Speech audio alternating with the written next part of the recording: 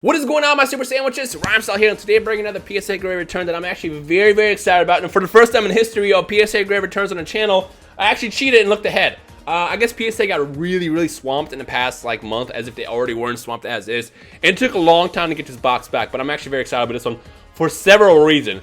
There is a PSA 10 Gold Star in this card. I'm gonna spoil it to you for you right now. There's a PSA 10 Gold Star in here. I did see a couple other 10s on the list when I quickly skimmed over it, but I actually forgot what they were. But the one I specifically wanted to look up ahead of time because I just couldn't wait anymore is that specific one. And when we get to that, you'll see exactly what I'm talking about. So this is gonna be exciting. Can you get this out of the box? Good gosh. Okay. Gotta get the dust off, you know what I'm saying? As you can see, we got an original Japanese card at the top, which I think is it should be a Charizard and a Blastoise if I remember correctly. Yep, so we got the 1996, I want to say 1999, 1996 original, as you can see, 120 HP Charizard from the original set. These aren't that expensive. These go for about 36 bucks, 40 bucks. The only thing that sucks is because they're so old, the chances of them being in the best potential condition is very rare. And I remember when I got this, I don't think this is actually in the best, excuse me, in the best condition. It's not. No, it's definitely not. The centering on the back is kind of off. There's a little bit of whitening. So if I get a 9 on this, I'll be happy. And it's exactly what I wanted, a 9. Now, I'm going to try to definitely get some more of these at some point because at this point I have almost every single Charizard as a PSA 10 except for the Japanese ones. For the Japanese ones, I'm not even going to really try to budge that much because I'm going to try to maybe get like one of these original ones as a 10, that's about it. And then everything else I'm kind of cool with having in English. But this one specifically I want as a 10 just because I remember as a kid I used to want the Japanese one just as much as I wanted the English one. And again, there's something about the original art that's just so beautiful that's like, it triggers pure the nostalgic energy inside you. So yeah, I actually ended up grabbing this and the Blastoise, which should be next off a Troll Tour. And I was like, you know what, let's see what happens. You know, I'm not going to try to hunt for this, but if this comes back as a 10, fantastic. Also, I don't even think it's that valuable as a 10. I think as like a 10 is only like a couple $100 compared to the others which cost thousands of dollars. I think like a PSA 10 English unlimited Charizard is like $2,000 plus right now, which is wild. Ooh, the Blastoise did not get the same treatment at all. Blastoise did not get the same treatment at all. There's currently 720 or 27s in the world and 396 higher. By the way, I don't know if I mentioned it or not, but there's a bunch of Charizards.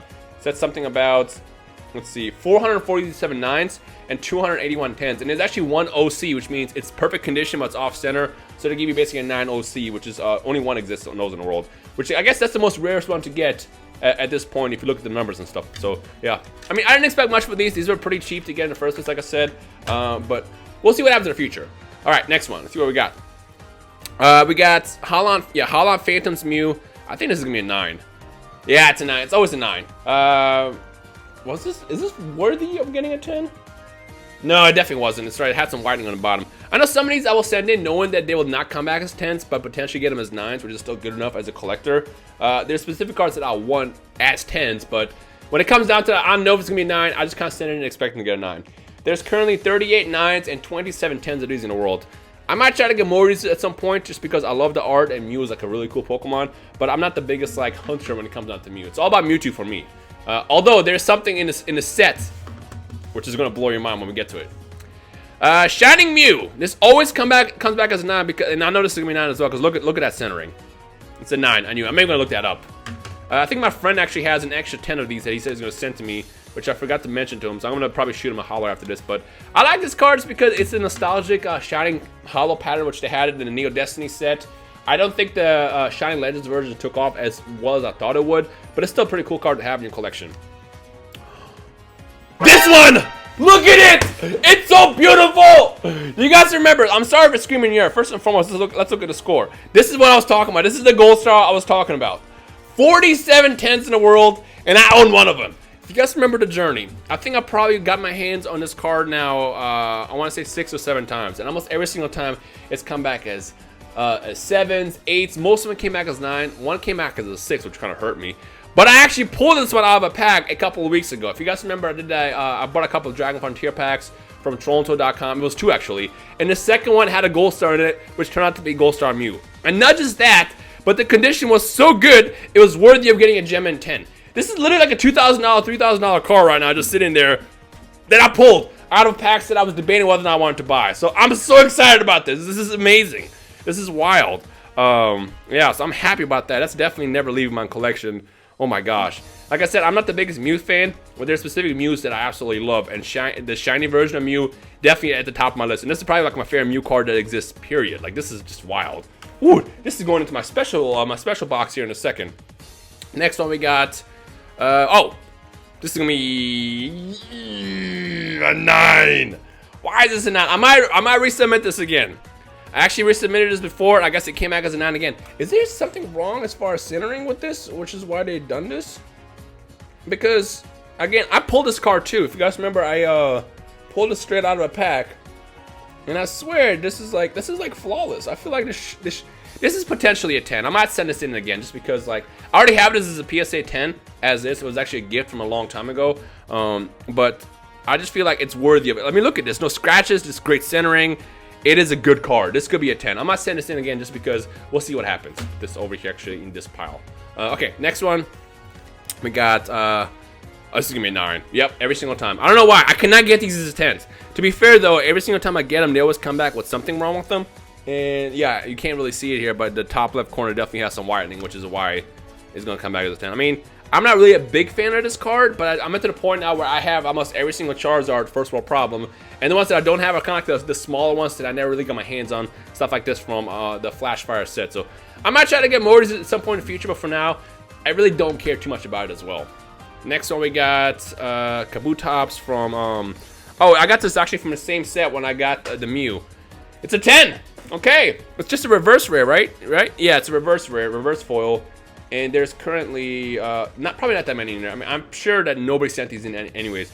Yeah, correct. 6 people sent these in, and the only reason why I sent this in the first place is because it's a vintage card, it's a rare. Someone likes Kabutops. I love Kabutops. I always grew up thinking Kabutops was one of the cooler Pokemon from the original 150 set, but not that many people really liked him that much because of his attacks or something like that. I don't really know. I thought he was great, and I love the art in this. I figured, let's see what happens. But hey, a 10 is a 10, so I'll definitely put that in my special pile as well.